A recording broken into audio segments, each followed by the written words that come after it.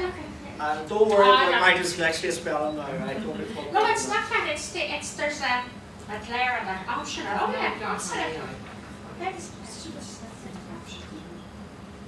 Anybody? Right, so there's no getting away from pain. It's going to happen, but you don't have to suffer Right. the pain It's or optional. react to Right. choice. Right. Yeah. So, how? Well, I don't know. Why can we feel an awful lot of pain, but Because don't we have are to in a suffer? body. Huh? We are in a body. Yeah, that's why, well, the bank, you know the one that we did about the bank is full of pain, anger, hate, hurt, all of that. It's there in everybody. There's nobody walking this planet that doesn't have a bank. It's simple as that. And that means we have, well, the bank is the unconscious mind, okay? So everybody has an unconscious mind here, and in that unconscious mind, right, there's an awful lot of pain, and every bit of pain in this planet that anybody experiences comes from the bank. Okay, so this is why it's inevitable. It's inside us all the time. It's nothing that we do or somebody else does to us that causes the pain. Are you including physical pain in that? Yes, very much so. Because remember what Jesus says, and of course, the body feels nothing. You can't feel anything. Oh, that's my feet. It's still in your mind. But actually, I have noticed more and more lately, and I have, well, some days the odd feet are better than others, but I mean, this could come, like I injured my hand a few weeks ago, and I've noticed that if I'm busy, you know, if I'm so busy at work, I have no time for anything except the actual work, or if I'm enjoying a conversation or a movie, I've forgotten it. Yeah, of course. You know, if I'm Which concentrating on anything else. Which is a coping mechanism. Sorry? It's a coping mechanism. You're denying it. You're using denial. Okay, you're not actually dealing with it. You're denying the pain by coping and focusing on stuff like that. Remember the law of focus. What you focus on will expand for you. So Yeah. say if your feet, if you just thought about your feet, you feel that all the pain in it. Yeah. So the way that we deal with life is the same when we have thoughts or anger or thoughts of guilt. We just look at something else in the world and we distract ourselves and we focus on this, and this takes away from the pain inside, which is not really dealing with anything. So why is suffering optional? How can we not suffer when we're feeling immense pain? Changing our thoughts, changing our thoughts, or how we think about the pain. Right, exactly. Well, you're on the right road now. Accepting. Right-mindedness. It's becoming one with the pain. When you resist the pain, or when you project the pain, or when you play the role of the victim, all of these kind of trying to get rid of it, and that's a natural response. It's a natural human response to get rid of pain. So we're always trying to get it out, and the more we try to get rid of it, the more it stays with us, and the more intense it becomes, because what you project is reinforced back within yourself. Yeah? So this is why suffering is optional. Okay, you can suffer, you can have a lot of pain in your mind, in your body, but you don't have to suffer for it. Yeah? So when you're saying it's optional, you're kind of putting a distance between yourself and the pain. Like, I know what you're saying about becoming one with it and not running away from it and resisting it and rejecting it, but it's like you're almost sort of detached from it. Yeah. You're kind of observing yourself, but you're not. Well, I wouldn't agree with you on that, because to detach, you become one with it, you don't detach from it. Right. The simple way that suffering, you're going to avoid all suffering, is bringing pain to the truth. That's what's going to end. Okay, that's what's going to undo your unconscious mind and everything else. When you rationalize any pain, you're making it worse. Okay, you're going to keep making it worse, and it's never going to go away. Like your feet. Okay, you'll be distracted. You'll be distracted here, here, here. But when you go home in the evening, sit back, close your eyes, the pain is there. It's back again. But it's not, I mean, when you're at work, you have to work. You know, or if you're talking to somebody, you can't say, I'll shut up for a minute while I focus on the pain of my feet. You know? You can do that if you want. I mean, isn't that a good thing? Yeah. Forgetting about the pain, That is. making yourself useful. Or Well, that's whatever. not a really good thing, because you're not dealing with anything. The pain is a gift that you can use to heal your mind. So I used to say to my feet to heal my mind, Yes. but my feet still pain me. It doesn't matter, because that's coming directly from your bank, and you're using this. It's like a forgiveness lesson. There's no difference between the pain in your feet and someone saying something very cruel to you. Both are the same. They're coming from the same source. So why not use the pain in your feet to heal your mind? You know, all pain in the body, all discomfort in the body, right, is coming from the same place, whether it be psychological, emotional, or physical. They're all coming from the same place. This is why Jesus didn't feel any pain on the cross when they were putting the nails through his hands and everything. He had no pain in his mind, he had no pain in his body. So where does the pain in the mind come from? Separation. Yes. Yeah, I was going to kill half a dozen people here who didn't get that after 10 months. That's it. You know, you're always undoing the separation by undoing the belief in separation, and what undoes the belief in the separation is undoing the pain that comes from the belief in separation. But as the church said that Jesus didn't feel pain because he knew he was the Son of God. He didn't believe in separation, so therefore he knew he was one with God. That's what we talked about. Is that the only difference between Jesus and us? Yeah. He knew he was the Son of God, we don't. Well, he didn't believe in separation, we do. So the two sides of the same coin. But it's the same thing. But the reason why he knew that he was the Son of God was because he didn't believe in the separation. The reason why you don't believe that is because you believe in something else. Do you know what I mean? Like, so don't worry about trying to believe that you're the Son of God. Try and undo your belief in what you already believe in. That's the purpose of the course. The course is not about attaining anything, it's about undoing. And that's what forgiveness does. Okay, that was just a wee teaser to get you kind of warmed up for that, what we're going to start on. If we could just close our eyes now, we'll do a little 30-second meditation and bring ourselves into the room. And just basically ask your own teacher and technical guide to be with you here today.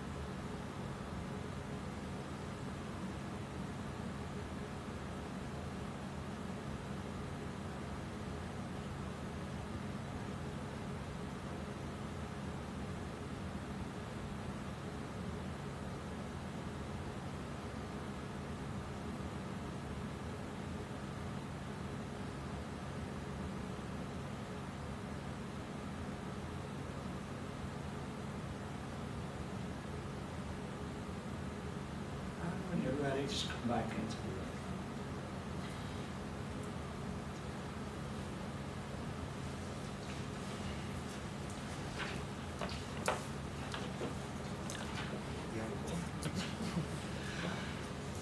Okay, let's begin. Welcome to another class of A Course in Miracles. I have a couple of lovely little concepts and teachings for today.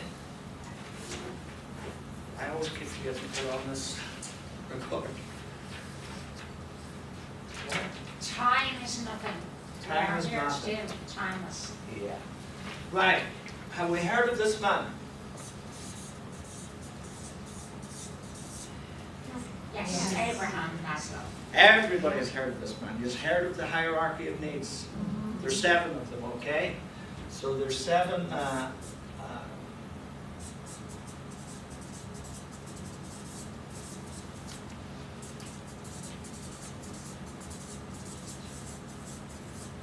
Now, I want to basically have a look at these here today, right? Because these are Maslow's 7 hierarchy of human needs, all right? So we could put in there also, could be ego needs. Now, it's important that we have a look at these here today, just to see yourself where you're at in this, okay? Because a part of the course, and what the course is really all about, is these needs are all centered upon the separated self, or the ego self, or what it is to be successful in the world. Okay? And when these needs are not met, when they're not fulfilled, when they're absent in their life, they kind of cause chaos. Why would that be? Anyone? Why would they cause chaos when these hierarchy of needs fall apart? Well, I mean, if there's something, if you're not place to live, for instance, you have nowhere to step out from every day. There's plenty of homeless people in the world. Sorry? There's plenty of homeless people in the world. There are indeed, but I would venture to suggest that very few of them are very content. I don't know. Are you very content? I have my moments. I have my moments. You know, the fantasy of battering you senseless is fine. Just remember, you're going out over YouTube on the internet here. That's not, you never asked my permission. Okay, what's the first? You all know them? Fear. Huh? Food. No. What would you call it? Safety. Survive. Survival needs. Okay, let's have a look at them now, right? Basically what they're called is your biological and psychological needs. Okay?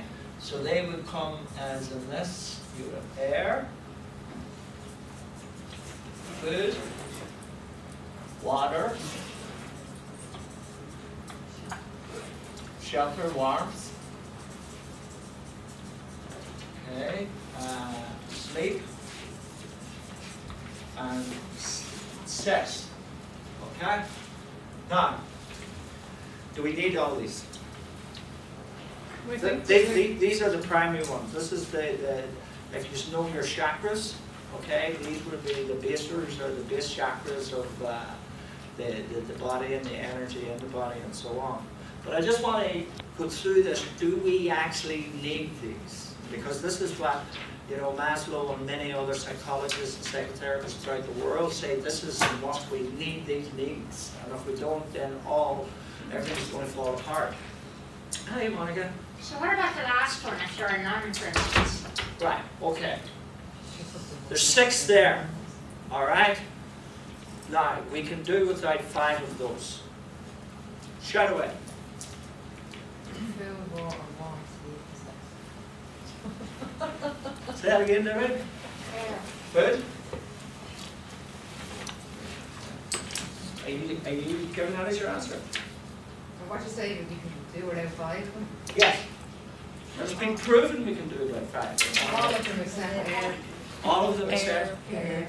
Yeah. Okay. Why can we do without food?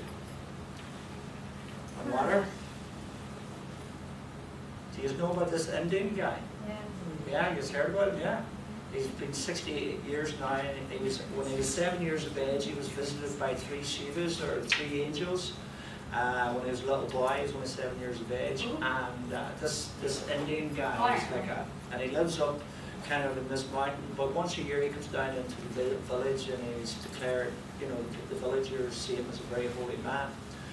But when he was visited, when he was 7, he was told by these 3 angels, or whatever it was who visited him, that he would spend the rest of his life and he wouldn't need to eat and he wouldn't need to drink. So I think it's 68 years now that he's been doing this. I think he's 73 or something like that, or 75. But anyway, a number of, for those who don't know the story, a number of doctors and specialists heard about this and called him a fraud immediately, okay? And basically what they wanted to do was prove him wrong. So they took him into a hospital for 10 days and they put him into this secure room, and they had cameras 24/7 in it. and he wasn't allowed any water, any food, or anything else, and he was going to have 3 ultrasounds a day, and he was basically going to be observed. And the results was truly amazing. Okay, just above the palate of his mouth, he received whatever it was, nectar is what he would call it. And every evening his bladder would be full of urine. In the morning time it would be gone. Okay, he didn't have to go to the toilet, he didn't use any excrement, so basically he was self-sufficient within the whole system for 68 years. Do you know? So his bladder was full of urine, Yes. but he didn't go to the loo. He didn't go to the loo, and in the morning it was gone again. So basically what was happening, he was recycling everything within his body. And his organs, everything was immaculate. There wasn't, never had a flu, never had a cold, never had nothing. So you can see now, like, you know, and there, I think there's a woman in America, and she's gone 30 years living on prana, living on light. You know, something to see it. So, you know, what we think is essential for life is not really there. I don't know anybody that hasn't got air yet, like, or doesn't breathe. But what I want, you know, we're going to go through these needs, because I want you to see yourself where you're at. Because I asked for, you know, the ego thought system. Where does the ego thought system, where's its base, where's its root, where is the essentials that what do we really need out of the ego thought system? So I was guided towards Maslow to have a look at that. And then when I read it, you know, when I went through everything in it, you could look at this and you could say, right, you know, I don't need that anymore. I don't need that anymore. Do you know? So you're not asked to actually give up any of these. So I know from food and water from him, again, you know, the body, the temperature in the body can self-sufficient, can heat within itself if it's properly regulated. I can tell you for a fact, you don't need any sleep. I have hardly slept in 6 years. And sex, it's really up to yourself about that one, you know, because it was a need back in the day, because for reproduction, you know, it's like all animals that have this need to reproduce to keep the lineage going and all of that.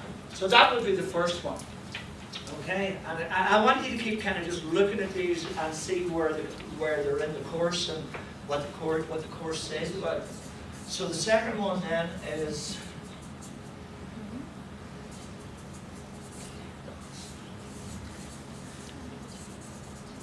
safety and security needs. Okay, so this is basically right.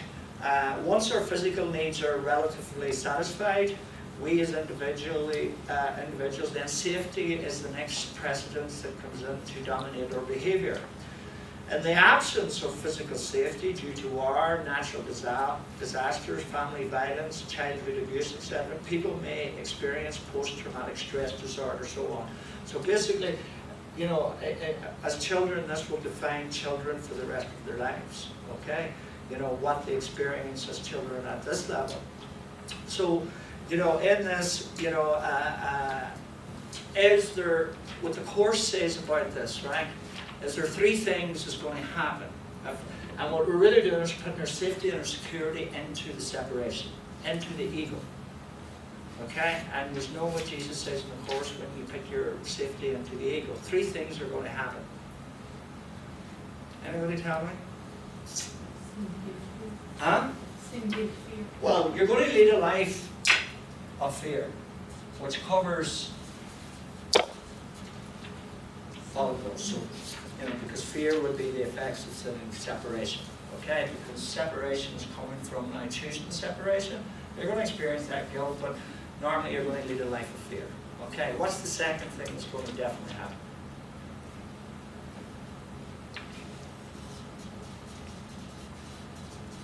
You are going to get ill. You are going to get sick. Okay, that's a fact. Okay, it's unavoidable. It's inevitable that you're going to get sick. And what's the last one? Nervous breakdown. Death. And you can have a nervous breakdown just before you die. Okay, so this is, you know, this is a paramount part of the course, right? Is, you know, you're not asked to head out to Afghanistan or join a war or do anything like that. But what you are asked to do, this is to do with your thinking, nothing to do with your behavior. I don't want you to go around changing behavior and being reckless and all of these kind of things. It's to do with your thinking. And what the course says, what Jesus says in the course is, if you put your trust into the ego. So this is what it comes down to, trust. Okay? You put your trust into the ego thought system, alright? This is what's going to happen, unavoidable. So what we're asked to do now is to withdraw our trust in the ego, disassociate from the ego thought system, and put our trust in the Holy Spirit's thought system. Okay? And that will undo the fear, will undo the sickness, and also will undo the death. And for those who are basically are not sure about death, there is no death. Okay, so what is death? Absence of life. Well, it's coming back here again. Death of the ego. Do you know? That's what death is. It's being reborn again with a blank knowledge of everything and having to go through all those lovely years at school and all of those kind of first relationships, getting your heart broke and all of these kind of things. So it's just basically starting all over again. That's what death is, because there is no death. Okay? So any questions on that? Anybody know? So where's your trust? Yeah. The next one, okay, then is basically when we have those two satisfied, you know, what we do then, we move into our love needs. Okay? And our love and belonging needs really, to begin with, our friendship, okay, our friends, our intimacy, affection, love, from a work group of family, friends, and romantic relationships, okay? This need is very, very strong. Don't underestimate this need, okay? Because humans need to be loved. That's a great statement in itself. Why do humans need to be loved? Because they are loved. No, I'm talking about humans. You know, just think about the course for a moment. Just an ordinary person now in the world, you know, they need to be loved. Why? The belief they're alone, separation, the belief in separation. Because the belief is separate, because there's no love within themselves. So they need this love. They need to find someone to love me, and I need to find someone that I can love. But what really is more important is not about me finding someone to love, it's more about finding someone to love me. Because there's the lack, this is what comes up in the course, okay? That the lack is inside us, and if we, you know, with a part of our own conscious mind, in there, right, there's a memory of love. And this is why this need is paramount within us, because we are love. We know love so well, we know bliss so well, and when it's not there, we have to go to find it. And even when we're born, and we know nothing about God, the universe, or the Holy Spirit, or Jesus, or love, or anything, we're looking for it almost immediately from children, as children growing up. You know, children can be very clingy to their parents and everything, and it's just because they know they're being loved. So this is what we go throughout life. We have this lack that's inside us, and we need this love. So is there anybody in this room now that needs to be loved, apart from Mary? Have we let go of this need? No. I need to. You need to be loved from someone outside yourself. Yeah. And do you want to hold on to that? I could work towards letting go of it. And is there pain involved when you're not loved the way that you want to be loved? There is if I choose to focus on it. And do you love someone? I do. You do? Are you sure? Yeah. Can I prove it to you? That I do or I don't. That you do? Or don't? Sorry. Okay, right, just in your mind, you don't have to tell me, just pick of someone that you truly love. Could be Yeah. your children, your partner, whatever, right? Have you any demands on that person?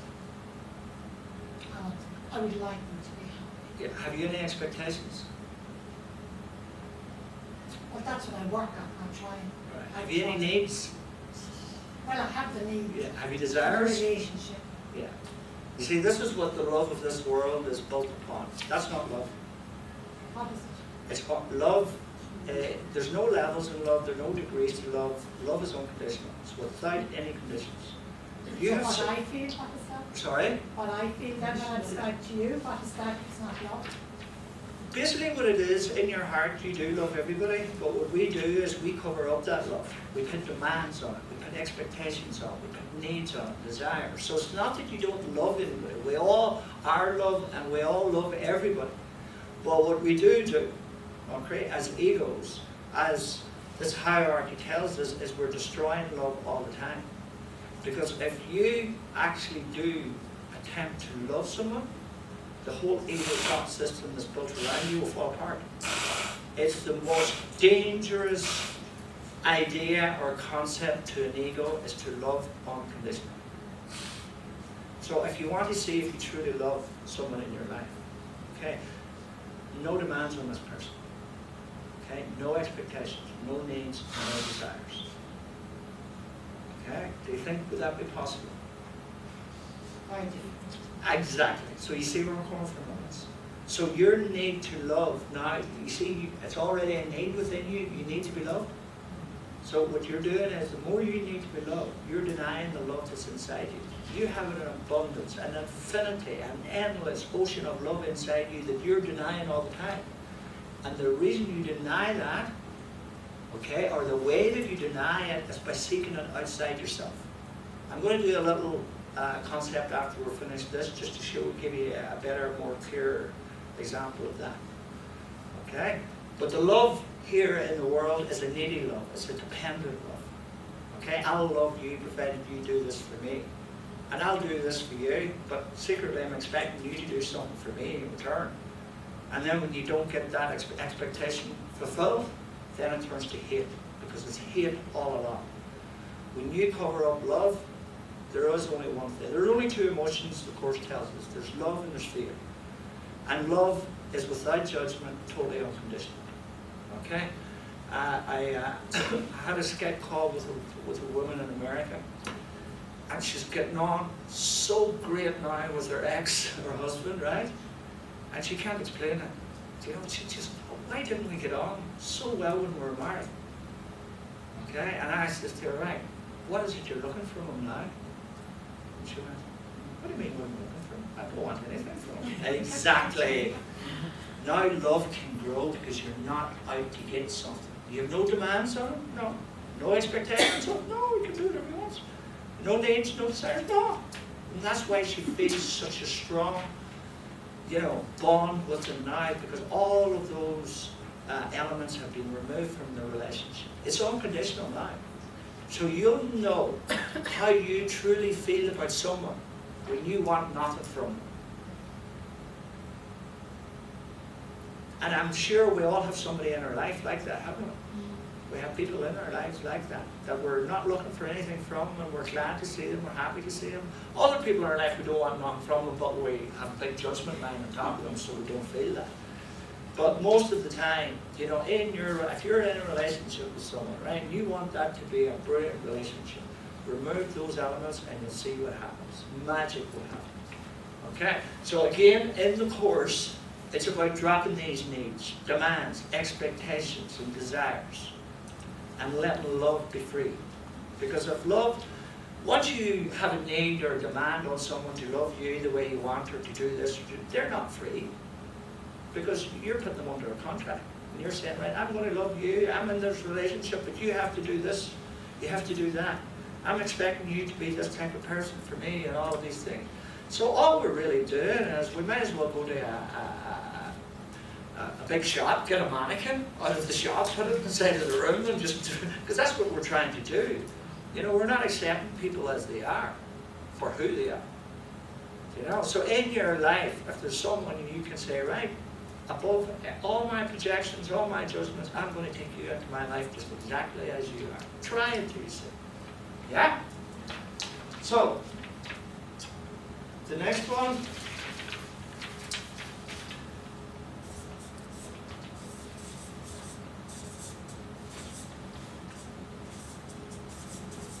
Self-esteem. Okay? I got a phone call from a friend of mine, and she had a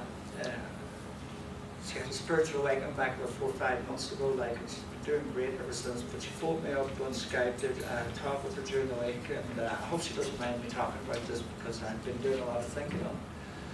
So she says, I says, how are you? And she says, I have very low self-esteem. All right? And I went, great.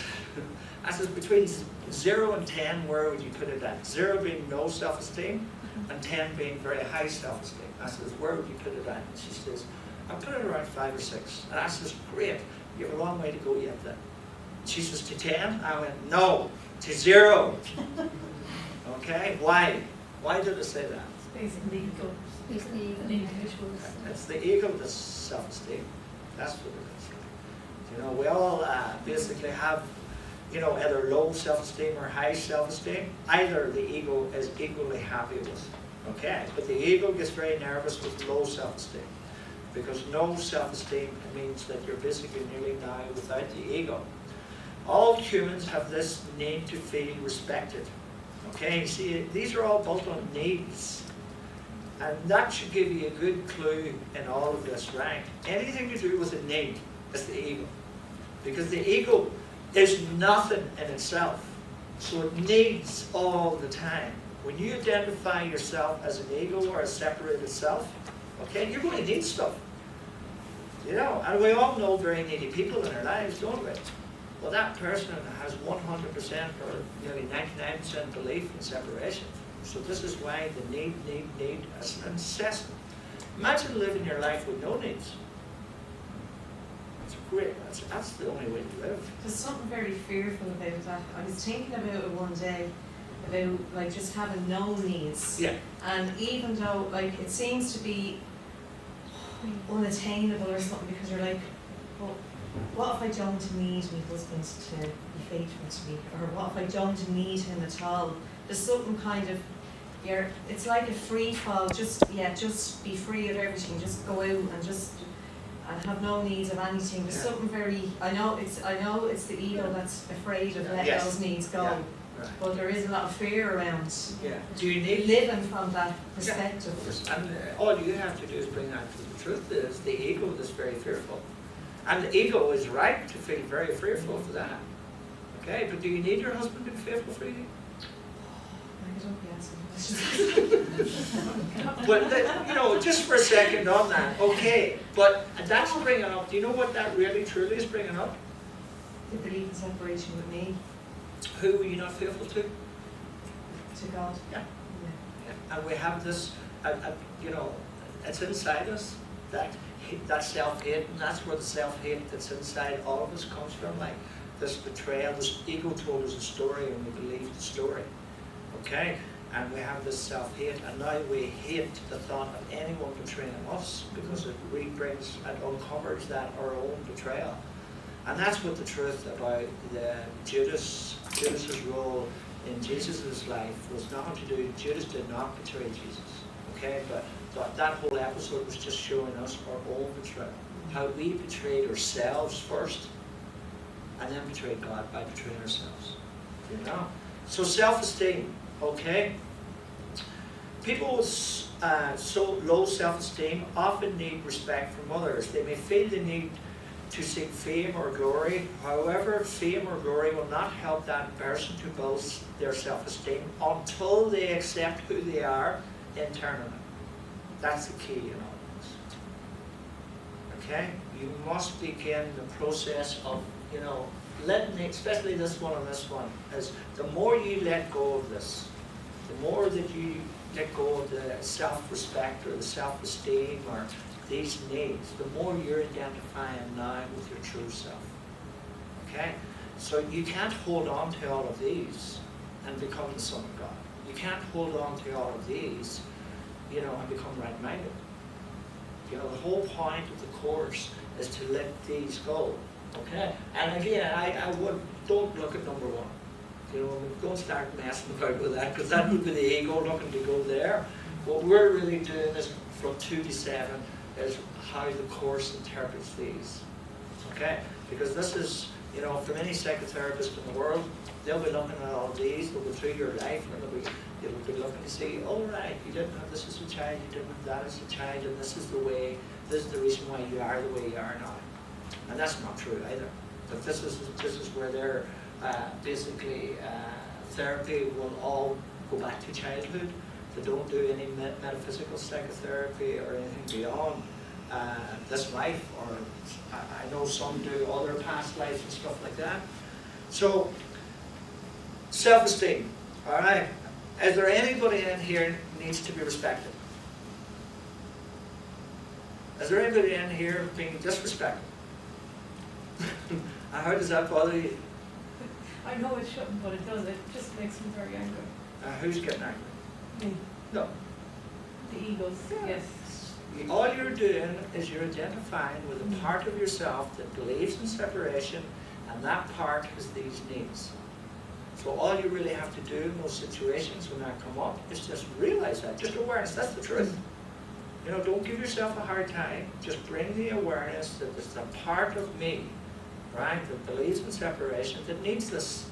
That's a part of me that's separate, that needs love, that needs self-respect, that need, you know, that's low in self-respect. It's your awareness of the truth of exactly what's going on inside you that's actually going to transcend you. Yeah? So the fifth one. Excuse me, Matt, can I ask you a question about just something rose from there about being disrespected? Mm-hmm. So, for instance, if I think somebody's disrespecting me, but I'm not sure, it doesn't really matter, does it? I mean, if I say to myself, well, to hell with it, I don't really care, I'll You're just back in ignore it. denial again. Sorry? You're in denial again. Yeah, but what I mean is, yeah, but the only thing I need to do about it is Ask to your, focus on my response to it. yeah, but Yeah, I first don't thing, need to do anything about the person who may no, or may it's got not be nothing to do disrespecting me. with, never nothing to do with anybody else. The first question you should ask yourself is, who has been disrespected? Is it me or is it my ego? That's what you have to do. Of course, and you'll come to that conclusion yourself from all the work you've done. See where I'm coming here? You must begin to separate yourself from your ego. Yeah. Okay, we have separated ourselves from God and we have our arms wrapped around the ego. Okay, the only way we're going to put our arms around God again is now we must sort out what is our ego needs, because that's the only way we're going to do this separation. We must go through another separation. But my question is, there is no need to do anything about The other person, the imagined or not act of disrespect. did it hurt you? And then it made it. Yeah, well, there's no hierarchy here. Yeah, I okay? know, yeah. All right, so it hurt you. So where did the pain come from? My mind.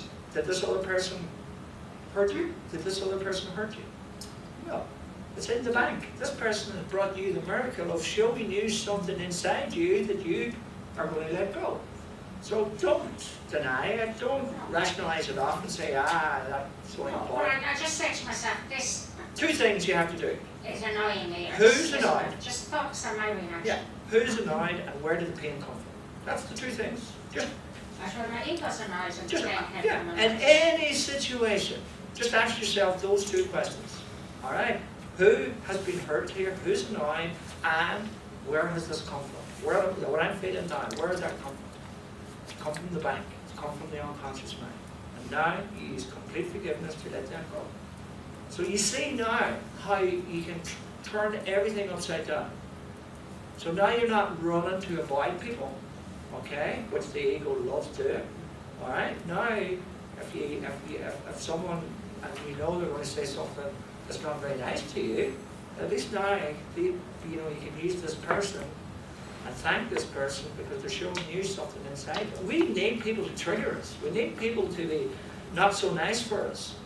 You know, if there is needs that we need to do this, we do need people to help us to uncover what's in our own mind. We can't do it ourselves. You can't go into the unconscious mind yourself. It doesn't work that way. So you don't do anything like in the world of form at all? Like I usually tell my children, that doesn't say anything about you, but it says something about that other person. So that's That's a rationalization.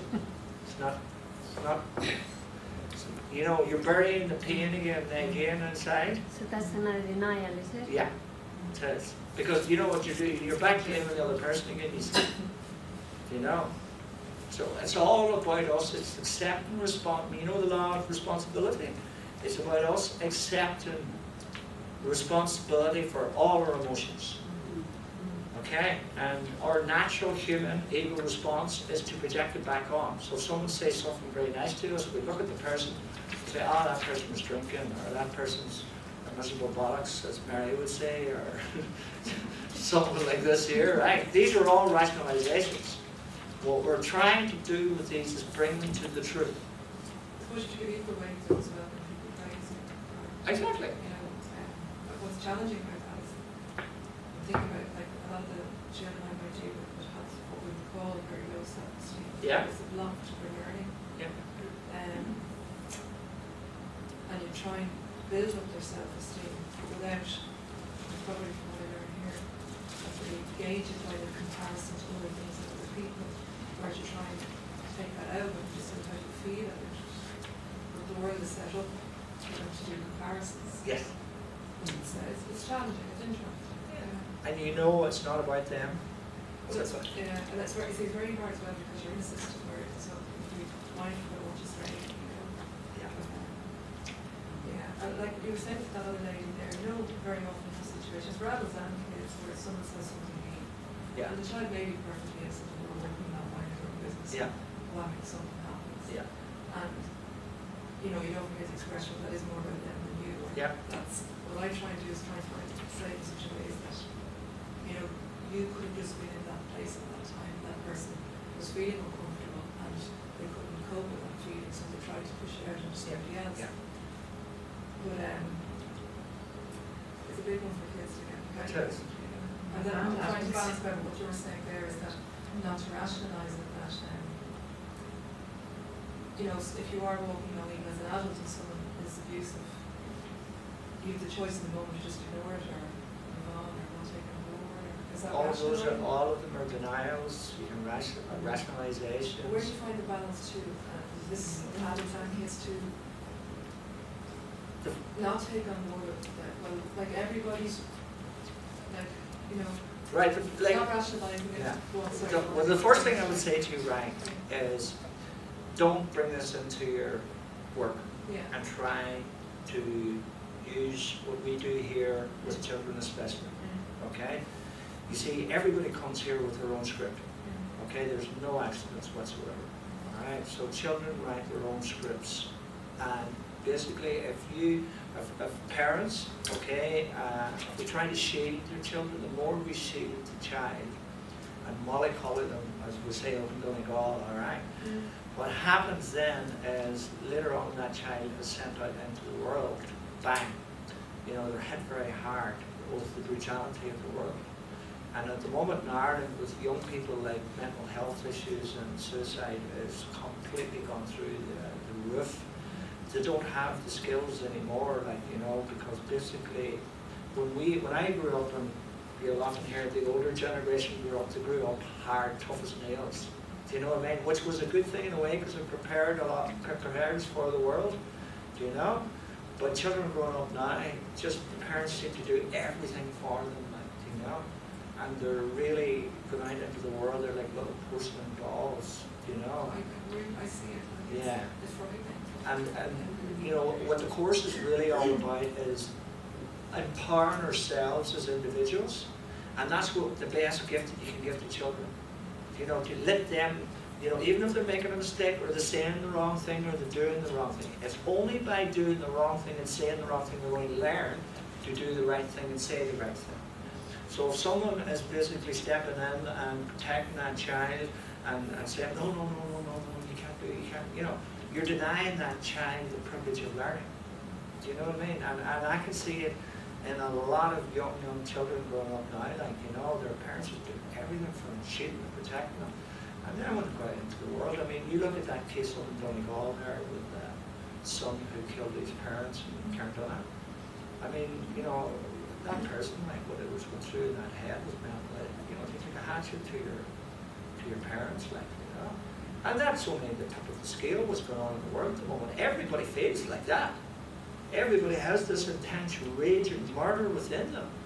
But, you know, we have all of these kind of things here to keep it under control. If these are all met, okay, then, you know, we have the coping mechanisms, and this basically kind of gives us a reasonable chance of having a separated life. But again, you're going to have a life like this, you know, of fear, sickness, and death. So it's really no life at all. So to empower your children is allow them to make mistakes. Allow them to make mistakes now so they can learn to use their own mind. No, I better not do that again. I'm not going to do that again. Do you know? So, what was your question again?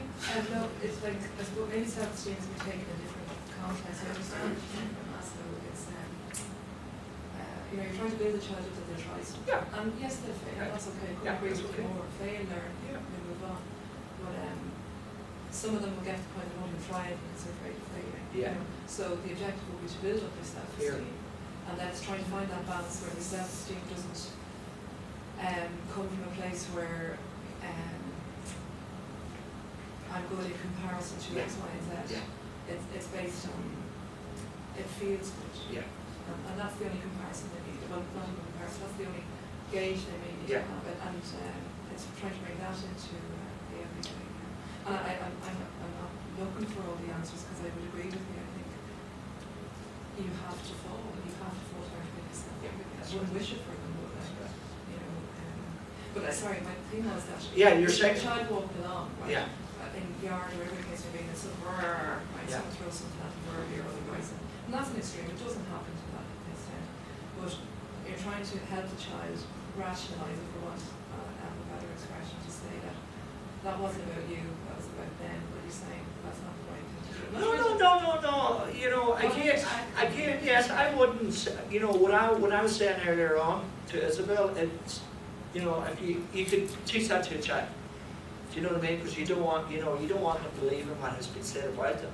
But we're not talking about a third party here. We're talking about us. That's what I meant. And that's what I'm wondering, because my thinking with them would be that what weight are you putting on that? Yeah. You No, know? listen. That's exactly where your position with your job and what you should be doing. So you do that. Yeah. You know what I mean? You try to find the best rationalization for them. You don't. Basically, you could look at what Jesus says in the course when a brother asks you to do something outrageous, you do it. Wouldn't that be right? Okay? Because you're not coming from the perspective of the ego now. You know, you're in a teaching, and this is the teaching that we all learn to grow up with, and we don't want our self-confidence, self-esteem as a child taken down here. But we're not talking about third parties here. We're talking about you. So what you should do, if you're walking along and someone says something to you, the first, like we said to Mary there, right, is that the first thing you should ask is, who's been hurt? And then where has this pain come from? You know, and then take responsibility for it. Could I ask you something else from the understanding as well? When you look, and we've all been there, some of us here tonight, right? But we've all been there. You know, when you look at the children who grow up and then they go through adolescence and puberty and they become, not all of them, but there is a riot of energy that's very me-centered. Yeah. You know, and you look at them in first and second years or things, and it's, I often, I'm not a secondary school teacher, but you look at them coming down the corridor and they're great, but oh my God, sometimes it's fearful. It's just the energy that comes at you, and it's so ego-centric. Is it set up that way that you go through this transition of being innocent or religious? You know the way they talk about this in psychology and parents and all this stuff. And then you go through this in order, like, we're getting there, please God, that we're realising it's not about us. You know, but you have to have this rite of passage where it is so unlikely. Of course. And that's the way the whole ego thought system is set up. It's set up in such a way to build you up to knock you down. Simple as that. You know, and that's the way that we all learn, and that's the way we're all going to learn. Like, you know, I would look at it, you know, the British media. You know the way they build people up, and then they just pull them down again. That's just a replica of what the whole ego thought system is. You know, it is built up to destroy you at the end of the day. And then the bigger ego that you have, the more pain that you're going to suffer. You know, dismantling it. So self-esteem is really about the self, the separated self, the ego, and it needs everything it can get its hands on. All right? Michael, could I just say something? Yeah. About that? This is something that helps me with that, and you're saying you bring it back to yourself all Yeah. the time. So I find, you know, at home, if anything happens to the kids, and I'm, you know, doing that, saying, look, that's about the other person or that situation, but then I'm also looking at what it's brought up in me, which is usually fear and anxiety and worry. All those things then are triggered. Yeah. So I know then that the only work I really need to do is to look at that in myself. Yeah. And then that's translated to them on another level. not on Exactly. another level. Exactly. That's what it's really all about, because those positions, those circumstances or events are for you. Because what's the first thing that we do? We go in with a big judgment straight away, and we're going to see who's right, who's wrong, who was guilty of the crime, and especially if our own child's involved, all right, we're automatically going to declare the other person, be judgmental on them and all of this. So, all circumstances, this is really the course, and everything that we're doing is about me, it's about us, okay? Everything that happens outside of you, whether you're working with children, okay, or you're working in classrooms or whatever you're doing, right? It's these events, right, are there for you. And then what does this show me about myself? Yeah? It's tricky with kids because sometimes, in past situations with my son now, there's times where he just can't understand why I'm not defending him or picking up for him, or because I'm trying to put things into practice and I'm trying, but he's I know he's looking at me why aren't you doing something about this? Well, that's great. That is great, but he's baffled, there's times I have kind of sat on the fence or sat back and not said, and I might have a little word with him to explain why I'm not doing something, or I try to simplify it for him, but he just can't, obviously he can't get it, he's 9. No, it's not for him. I know, you can't, He's but how do you get to grips with something like that, where you're, he has questioned me on certain occasions as to why I haven't jumped to his defence or said something, and I'm hardly going to say, well look, I'm a student of Course in Miracles, so you can't box the head off someone. Right, well what you do, right, is just you're showing him his independence. I'm teaching you to be independent, to be strong with this, because I want you to grow up to be a big, strong boy and make your own decisions, and you're going to make mistakes, and you're going to make right choices, but you're not going to make the right choices till you make wrong choices and stuff like this. So you just tell them the truth, from that without, don't mention the Course of Miracles. No, I don't, but the first thing that jumps into a child's head is he did it first, or he did this to me, or she did that to me. Projection, all they're doing is just naturally going into it. You see how children don't have to learn what projection is? It's all natural, because they're born into the ego thought system itself, and is our children innocent? The same ego. They always say, that children are born innocent, and the world basically then turns them into fearful, guilty, angry, hateful, whatever, They're born with the same unconscious mind, the same bank that we're all born with, but it's denied in them until they get to the age of puberty, okay? Because they're nurtured and everything. Well, some children, that I know of anyway, they're at 3 or 4, they're 30 or 40, they're not innocent in any shape or form, But once you go through puberty as a child, the unconscious mind begins to open up, and it comes into the subconscious and then into awareness, into your conscious mind. And that's when all hell breaks loose. Right, we'll move on. 5th one. Okay.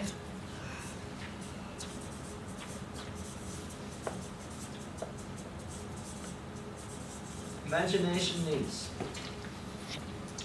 Okay, or cognitive needs, as Maslow put it, right? And this is really all about knowledge, meaning, understanding, discovery, and future planning. All right? The Neanderthal man, you've heard about him, yeah? All right. Why did he go extinct? The Neanderthal man? It was the 6th form of humans. We're the 7th form of humans. All right? Brain didn't develop. What part of the brain did? Imagination. Imagination. That's why it went extinct. It had no imagination, had no art. It was one of the species that just stayed on the same plateau for its total existence. And that's why it went extinct, because it had no imagination. It couldn't envisage, had no art. It wasn't until our species, Homo sapiens, that came in that art started to be expressed in the caves and all of this, and future plannings and all of these kind of things. So it was a part of our vital, evolution as human beings, as egos, or as whatever way you want to put it, like, imagination, all right? Because, you look at the course, even it's brought into the course where people, are learning the course, studying the course, trying to get meaning out of the course, trying to get understanding, discovering new insights, and planning their future all around that. So it's still here, within us, even doing the course. But that's good, because now you're using this as a way to let it go. Okay? Because one of the lines in the course is you don't have to understand this course. Jesus says you don't have to understand anything. And you're going to get to the point where all understanding is going to go. All meaning is going to go. All things that you think that you know must go. It even says that at the beginning of the course where all your learning now has to be unlearned. Do you know? So, but this is a vital part again of the separated self, or the ego self, that will go through this evolution. Yeah? The next one is aesthetic needs. Okay? And this is really about the appreciation and search for beauty, for balance, for form. Okay? So what's wrong with this? What's wrong with looking for beauty in the world and, searching for appreciation and having lovely pictures and lovely stuff? Yeah, and it's in again, Yeah, it's outside. It's external. Because we have denied the internal beauty. We don't appreciate what's inside us. And the way that we do that is we keep looking outside all the time.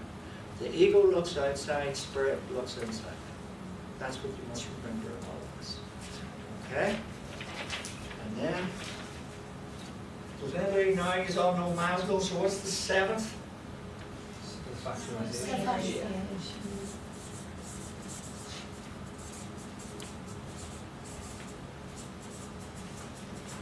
And what's this really all about? Awakening. Letting go of your ego. Oh, this is Maslow? There you go. Fulfilling your dreams. Yeah, it's fulfillment in the world. Okay? Yeah, it's realizing your personal potential, being the best of the best. Okay? Self-fulfillment, the seeking of personal growth and peak experiences. Okay? And even in enlightenment. Alright? Because the ego is in a big search for enlightenment. But the ego's enlightenment is outside yourself. Okay? It's about now, all of you people, right? I'm enlightened. Alright? And you just have to know that. And I have to prove it to you. And you just have to show me how much I'm enlightened. This is the ego's form of enlightenment. It's an external. So everything here in self-isolation is basically all about where the ego is totally fulfilled in itself. Now there are two sides to this coin, right? The ego doesn't care if you're the best person in the world or you're the worst person in the world. Both sides of the same coin. Alright? So you could be the best murderer in the world, you could commit the greatest crime in the world. Because I knew when I was growing up that's what I wanted to do. Okay? I wanted to pull off the best, most sophisticated, highly rated crime. And I did. But I wanted to pull it off, right? I'm going to get into trouble for this, right? I wanted to pull it off. I wanted everybody to know that I did it, but I didn't want anybody to prove it. And I pulled it off. Okay? I was able to do it. And I was going to put it into my book, and my publisher says, there's no statute of limitations on this, So I had to pull it back out again, But it was just show where we come from in the ego, I was on the other side of the coin. So these are the 7 basically hierarchy of needs, right, that we're to let go of in the course, And it's really all about, these will be, you don't have to say, right, I'm going to stop this, I'm going to stop this, I'm going to stop this. Don't do that. Because that's a form of denial. What you are asked to do is use the tools now that we've been using all year, the tools that's in the course. Okay? Any questions on that? Happy with that? Out of those 7, forgetting about the first, out of the 6, is there anybody done 6? What's number 5? Huh? I was going to waken you up there, but you were. Shut up. Imagination. Cognitive things. But just have a wee look at them within yourselves in your own personal life and see what is it, all right, that you're depending on. You know, where is it you're still, you know, the part about the ego loves is your dependence on it, your neediness for it. You know? Michael, could I ask you just about number 3? Yep. The question that came up last week as well for me was, could you talk a little bit about the difference between people pleasing? I know David Hoffmeister brought up that's one of the rules they live by, not to people please. But where I get confused where the line is between people pleasing and being thoughtful towards somebody, Right. towards somebody else's needs. Yeah. Okay. It's a very simple distinction. When you're people pleasing or ego pleasing, you're looking for something in return. Right. When you're being thoughtful and caring, you're extending without any conditions. Exactly. Okay? Because the ego has this image of itself, the self-image of itself, right? And it wants to be liked. You know? And if it's not going to be liked, then, you know, throws all the eggs out of the basket and says, right, okay, I'm going to get you to hate me. If you're not going to love me, you're going to hate me. Because again, it's looking from outside. So what we do is I'll please your ego if you please my ego. So I'm going to people please you and tell you how wonderful all of this. Imagine I just met you in the street, right, and I told you how, oh, Cora, you're such a great girl, and then you just walked away and you said thank you and you walked away. Yeah? How's that going to make me feel standing here? That you didn't get what you were looking for in return for saying gonna that say in the that. first place. Ignorant. After me, she didn't even ask me how it was. So you can see now why I was doing this. I was looking for a reinforcement of my own ego, my own image. Because what we're doing is we're all, you know, from when we get up in the morning, all right, when we're in the ego and in the ego thought system, all we're concerned about all that day, who can I get to like me? Who can I get to love me? You know, or who am I going to not like, or who am I going to hate? Okay, so it's all about this image that we have. And this image that we have of the ego is a very shaky image. So it needs to be reinforced. You know? So this is why the paramount part, go back to your question about people pleasing, it's really all about the image that we hold of ourselves. So, you know, if you really care about someone, tell someone how you feel. You know, tell them how wonderful they are and everything, but just watch and see what you're looking for in return, or if they respond or don't respond to you. Then you'll know the difference between the two. Can that be it? Is that covered, yeah? Yeah, thank you. But are you happy with it? Well, I have a lot of work to do. Do you find that you do that? All the time, yeah. And it's an insecurity of Yeah, it is, of course, because it's reinforcement. the ego being nothing in itself. So I'm very shaky ground. So we need it reinforced. You know, tell me if you know, tell me you love me or tell me you hate me. I don't It's care. constantly out that it never gets enough, even if you live to 100 Yeah. every day. Yeah, it's the same thing. You get up in the morning, it's all about this image that we have about ourselves. Somebody tell me something about me. For me, it's real. Yeah, exactly. Right, that's Maslow. See how we are for time. Okay. Right, I want to